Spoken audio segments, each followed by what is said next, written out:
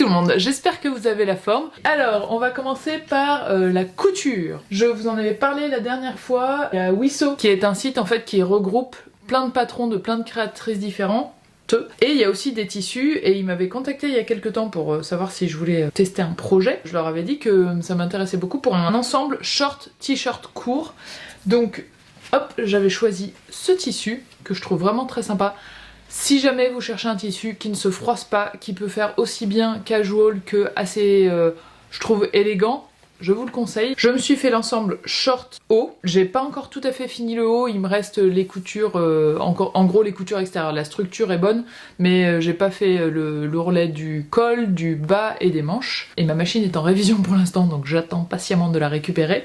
Mais je suis très très contente. C'était plutôt facile à faire, c'est plutôt bien expliqué. Le seul truc, c'est que pour le short, j'ai fait une taille 38 à la taille et une taille 40 en bas, donc ça c'était bien. En revanche, j'ai rallongé au mauvais endroit, alors que j'ai vu après que sur le patron, il y avait bien, si vous voulez rallonger, couper ici et rajouter 5 cm, ce qui fait qu'en fait, il fallait rallonger avant ce qu'on appelle la fourche, c'est-à-dire l'endroit où les deux parties se rejoignent, et moi j'ai rajouté de la longueur au niveau de la jambe. Ce qui fait que, comme je suis plus grande que la moyenne, genre les patrons en général c'est fait pour des gens d'1m65-68, moi je fais 1m78, et en fait, si je le porte comme il faut, c'est-à-dire bien taille haute, ça me rentre un tout petit peu dans les fesses. Pas beaucoup, ça reste raisonnable, mais c'est quand même plus joli si je le porte un tout petit peu plus bas. Et donc je m'en veux un peu de ne pas avoir regardé mieux, parce que j'aime beaucoup le côté très souple. Donc voilà, sachez-le, quand il y a des indications sur le patron, il faut les suivre. Ensuite, dans la dernière vidéo, je vous avais aussi parlé de Ju & Joe, qui est un site qui fait des petits kits de couture par thème, dans lesquels vous avez tout ce qu'il faut, le patron, les tissus. Et moi j'avais choisi le kit de décembre, dans lequel on peut se faire une petite pochette comme ça. Hop, il y a aussi un petit panier retroussé comme ça dans lequel j'ai mis mes petits sérums et ça tient pile poil. Et il y avait aussi de la fibre de bambou comme ça pour se faire des petites lingettes démaquillantes qui marchent super bien. Juste un peu d'eau et ça, et le maquillage s'en va, donc ça c'est très sympa. Ça, c'est peut-être ce qui avait de plus dur à coudre, parce que le tissu, il y a plein de petits morceaux comme pas de plumes, mais voilà, vous voyez ce que je veux dire, d'éponge un peu, qui se délite, et du coup j'ai l'impression que ça fait un peu de poussière, donc pour la machine c'est pas parfait. Après si vous la nettoyez bien après, il n'y a pas de problème, mais par contre c'est facile à faire. Et ça aussi, puis ça donne un petit objet sympathique que vous pouvez mettre, moi je l'ai mis dans ma salle de bain, normalement vous mettez vos lingettes dedans, mais il me paraît un peu petit pour mettre les lingettes sont quand même assez costauds. Et la petite pochette est hyper sympa aussi, je m'en sers comme trousse de toilette. Le cordon, je me suis trompée parce que j'ai pas lu le patron alors que c'était très bien expliqué, mais du coup moi faut que je le serre d'un seul côté, alors que normalement vous tirez des deux côtés et ça referme au milieu. Mais tout est vraiment bien expliqué, j'aime beaucoup ces couleurs. Il y a d'autres kits avec des trucs très sympas aussi, des petites trousses pour les bijoux et tout. Donc si vous débutez, je pense que ça peut être sympa pour oser se lancer. Ensuite, depuis la dernière fois, j'ai enfin terminé la blouse Cherry Blossom de Jolie Lab. Je crois que je l'avais presque fini la dernière fois. Cette fois, j'ai enfin cousu le petit bouton derrière pour pouvoir la fermer, et je l'ai enfin portée à l'extérieur de chez moi. Alors, comme je vous l'avais dit, le tissu c'est un plumetis blanc, c'est un tout petit peu transparent, mais comme le devant et le derrière sont doublés au centre là, ça passe. Et moi je l'ai porté avec un soutien-gorge d'une couleur très très proche de ma peau, et en fait ça faisait pas du tout oh mon dieu c'est transparent, c'est pas du tout indécent pour sortir dehors. Et si ça vous intéresse, j'ai vu que Jolie Lab avait des nouveautés qui sont très très jolies sur leur site, donc voilà, je vous laisse aller voir tout ça. Et enfin, en couture, attention, je vous prépare un tuto, j'espère qu'il va vous plaire. Si les robes vous intéressent, vous avez sans doute vu ce truc passer, c'est une image Pinterest que moi je vois tout le temps, qui ressurgit tout le temps dès que je cherche un patron. C'est la robe facile en 4 rectangles, et ça vous donne une robe longue, super, majestueuse, etc. Et je sais pas pourquoi, depuis que j'ai vu ce truc, je suis un peu sceptique, je me dis c'est pas possible que ce soit aussi facile et que ça rende un résultat aussi canon. Et là, j'ai passé quelques jours chez une copine qui fait aussi de la couture, donc on a cousu à deux et ça c'était trop bien. Je lui ai dit, bah voilà, moi je voudrais faire un tuto pour se faire cette robe facile, sans patron, dont j'ai entendu parler sur Pinterest, mais je le sens pas, donc est-ce que ça te dit qu'on essaye? Et du coup elle avait une vieille paire de draps, donc on a coupé le drap pour essayer de se faire cette robe, et c'était une très bonne idée de le faire, parce que clairement c'est pas du tout aussi simple pour avoir un joli résultat que ça n'y paraît. Donc on a fait des premiers essais avec juste ce que les tutos qu'on voit un peu partout nous disaient.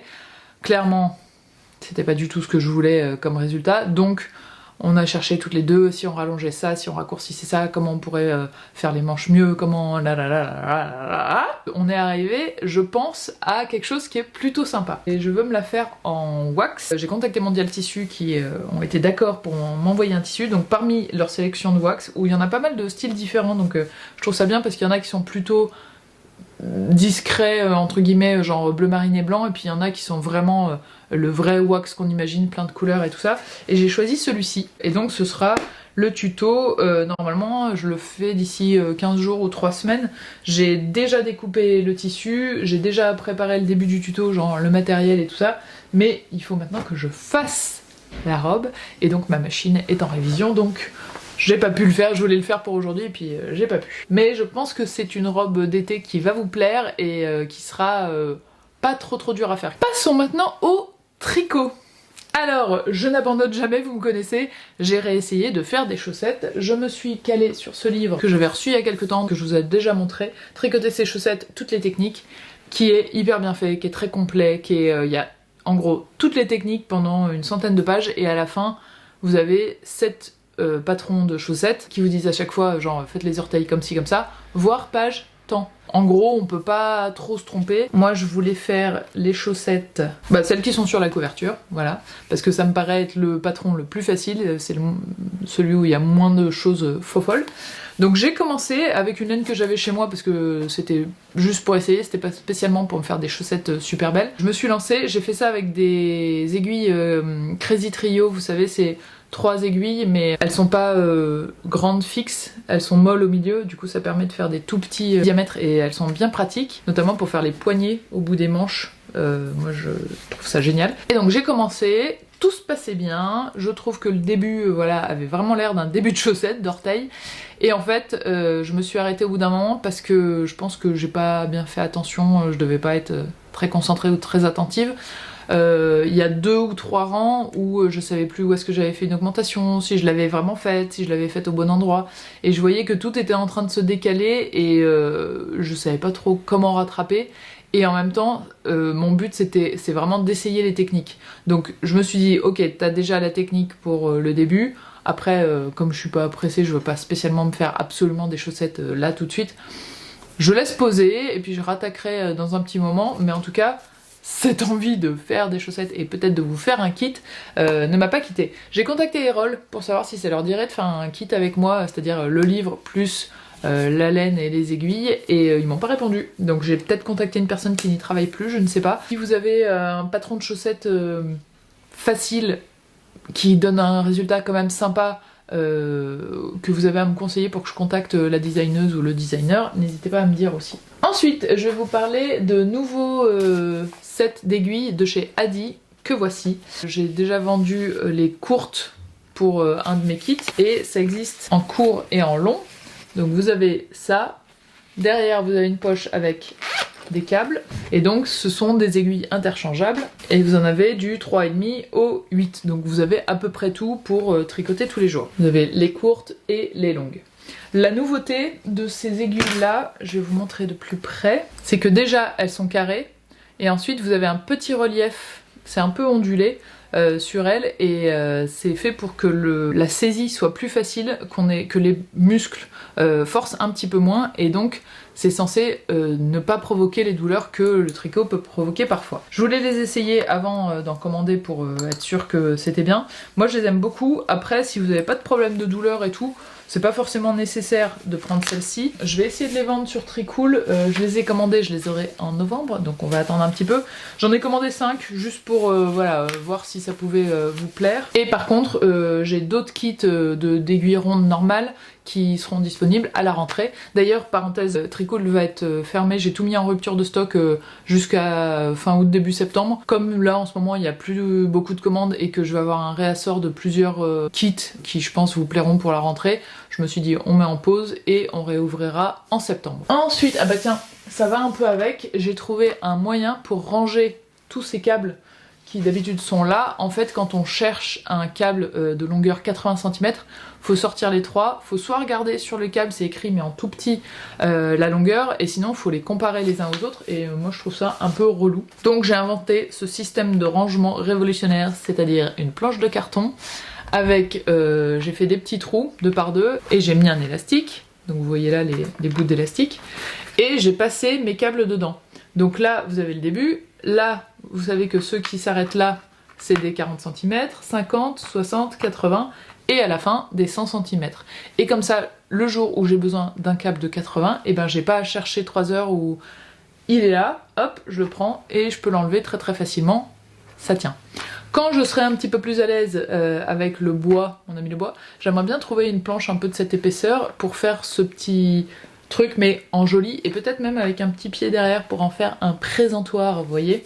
Mais j'étais contente de moi parce que c'est à la fois très pratique et à la fois on n'a pas tous les câbles rangés dans une boîte ou rangés dans cette trousse, on les a sous les yeux, ça prend pas beaucoup de place, et voilà, je vous le conseille. Pour info, les trous je les ai fait avec une pince à faire les trous dans les ceintures. Et enfin, je vais vous parler un petit peu de mon fail de ce mois-ci. Vous connaissez mes pulls Luz que je me suis fait, je vous les ai montrés plein de fois. Nous avons le pull Luz que vous avez pu vous prendre en kit, paf, et j'ai essayé de le faire dans une autre laine beaucoup plus vaporeuse. Alors c'est pas le pull, le fail, hein, je l'adore toujours autant. En revanche, je vous avais dit que en bas j'avais fait un truc avec les côtes qui était pas beau du tout et je voulais refaire. Et j'ai fait le bas de mon pull versatile, le rose fuchsia, je sais pas si vous vous souvenez du bas, il y a une fente et c'est plus long derrière que devant. Donc, qu'est-ce qu'elle a fait Marion? Elle a fait exactement la même chose, une fente, j'ai pas encore rentré les fils, mais une fente, et c'est plus long derrière que devant. Sur le papier, c'est joli. J'ai fait ça en 3 étapes. D'abord, j'ai défait ce qu'il y avait, mais je n'avais plus de fil de cette couleur. C'est ce bleu marine très foncé qui avait plus chez Fonty, et je sais pas si vous vous souvenez, pour les kits, j'avais pris le bleu marine juste un peu plus clair. Donc je me suis dit, tiens, ça pourrait faire marrant d'avoir une bande de couleurs différentes, donc je vais prendre ce bleu marine un peu plus clair pour faire les côtes du bas. J'ai tout fait, le devant, le derrière, j'enfile le pull, j'étais à c'est vraiment pas ouf, les deux bleus ne vont pas très bien ensemble, donc si j'ai l'occasion, je recommanderais dès qu'il y en aura chez Fonty. Et là, un jour je fais du rangement, et dans un tiroir je trouve 2 fins de pelote bleu marine le premier, donc je me dis, ouf, c'est un signe, j'ai assez de laine pour faire les côtes. Donc je redéfais, donc deuxième fois que je défais les côtes, pour refaire celle-ci. Et en fait, le gros problème, c'est pas... je suis très très contente de mon tricot, définition, etc. Mais c'est ce truc-là, sur ce pull-là. Parce qu'en fait, le pull, il est pas si large que ça. Et donc, la fente, elle se met sur les bords, en gros, de mes fesses, enfin de mes hanches. Et on dirait que c'est mes hanches qui écartèlent un petit peu la fente. Ça c'est joli sur, je le sais maintenant, sur un pull plus large, et la fente faut qu'elle apparaisse quasiment droite. Si elle est comme ça, et ben on dirait que le pull est trop petit pour vous. Dans mon immense patience et mon amour de redéfaire ces côtes, je pense que je vais les redéfaire et les remonter. Et comme je suis super et que j'avais pas fini l'un quand j'ai commencé l'autre, j'ai fait pareil sur le deuxième. Et ça fait exactement le même problème. Beaucoup d'entre vous m'ont demandé de leur montrer comment on pouvait défaire et refaire par exemple ce genre de détails. J'en ai fait une vidéo mais j'ai l'impression que c'est pas hyper clair, donc j'essaierai de mettre ça en place, bien l'organiser, de bien vous montrer pour voilà, peut-être en redéfaisant cela, j'essaierai de filmer ça encore mieux. Et enfin, ce que j'aimerais me faire maintenant, j'ai plus aucun projet de tricot en cours, donc j'aimerais bien en recommencer un, je vous avoue que ça me chatouille un petit peu. La bonne nouvelle, c'est que pour le kit, du coup je recevrai les aiguilles en novembre, donc ce sera le kit de Noël. Ça me fait un peu mal de dire ça, mais c'est pas grave, de Tricool. Gregoria Fibers a accepté que je fasse un kit avec son pull versatile que je me suis fait en rose fuchsia, là, que vous avez vu tout à l'heure. J'ai les tutos à filmer, donc je vais pouvoir tricoter ça. Je pense que je vais le faire dans ce vert sapin que vous voyez là.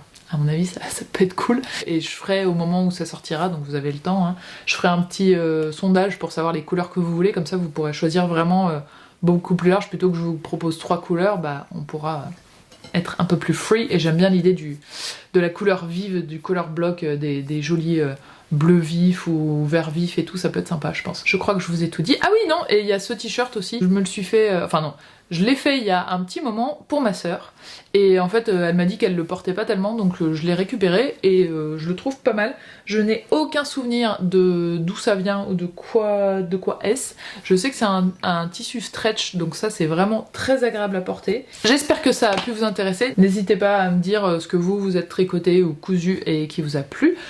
Je vous souhaite une excellente semaine et je vous dis à la semaine prochaine pour les top et flops. Ciao!